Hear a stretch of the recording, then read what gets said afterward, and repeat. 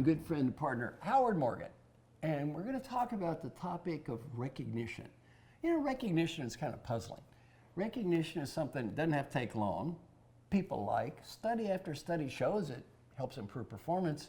Yet, when you look at 360-degree feedback, and I've seen this from thousands of leaders, provides positive recognition for a job well done is often one of the lower-ranked items. So a couple of questions, Howard. Number one, what are the goals of recognition? Why is it so important? And number two, give people some ideas on how they can do a better job of it. Sure, that's great, Marshall. You know, I think the goals, first of all, is to keep the right people, right? I mean, let's face it, not everyone is appropriate for the organization. How do you keep the people you want to keep? I think the second thing is just to show you care. Right? And then for people that probably don't get a lot of attention, they show you care. Many ways what we do is we take reward as our way around that. I deal with a lot of organizations that say we have all these things in place that reward people for all this. That's really not what we're talking about. We're talking about appreciation, and especially as it relates to recognition. To recognize change, and you and I have done obviously a number of articles on that, and you know the quickest way to acknowledge change is to follow up on it, say you've done what you say you're going to do, and that's what people see as valuable. And you know what else? Give them credit. Perfect. I always tell people when I coach them, let's say they got feedback that indicated they weren't doing a good job of listening. Yep. Then they get better. Very important to go back to people and say, I got this negative feedback, I'm working hard, now I'm getting a lot of positive feedback. Thank you very much for helping me get better. As opposed to taking credit themselves, giving the credit to others, which is a great form of recognition.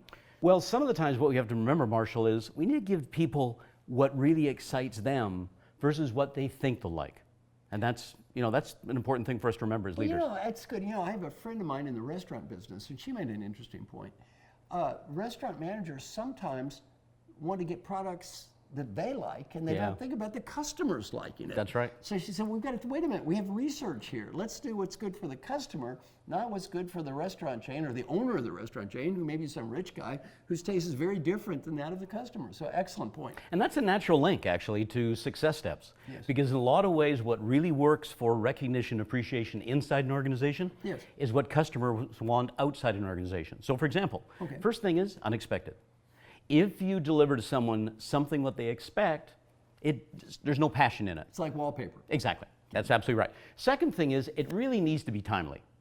You know, if I recognize you 2 months, you have no idea what you did, you don't know what you did differently. And I think that gets to another one, which is sincerity.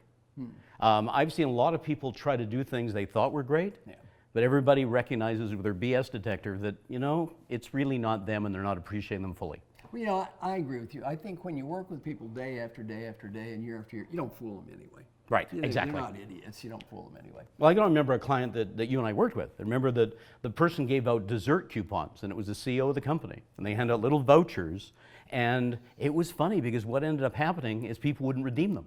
Because it was seen as sincere, it was seen as meaningful, and people valued them, right? And I think some of the other things you have to do is make it multidimensional. I always remember my own corporate life. One of the mistakes I made was I took everybody around sort of a celebratory coffee and donut, and when I tried the next year, it went flat because fundamentally people said, oh, you're back again. So part of it is diversity, change, unexpected. You put all those things together to really recognize the talent. I think the last thing I'd say, look for clues. You and I see them all the time. What do you mean? You know, if you get somebody that's your best performer and they're coming in and once in a while and looking and fishing for feedback, it probably means you're not recognizing them as much as you should.